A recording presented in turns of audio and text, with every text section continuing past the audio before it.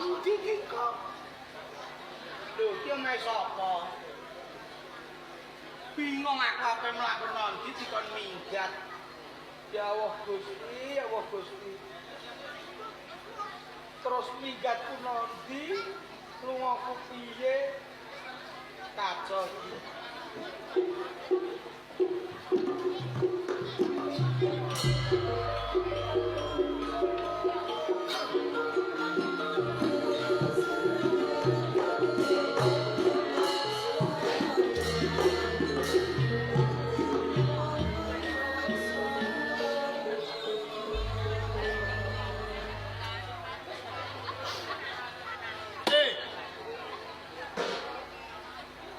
Iya wong golek rosok padha ae.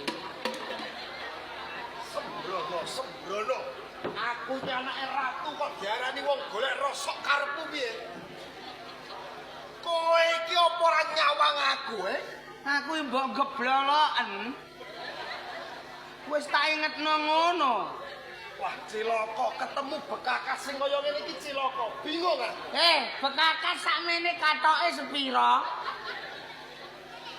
Ora ngono ning tengahing ngalas, ning tengahing sawah kok ana gundul kluyuran. Lah Kowe iki sapa? Aku ora kodhok lho, Dik. Kowe wong nyulah kodhok. Nyulah kodhok piye aku ki anak ratu, Iku, ndak semono baterene. Aduh. Iki ora baterai tak kandhani. Lah. Iki mahkota. Oh. Ngerti mahkota? Ra.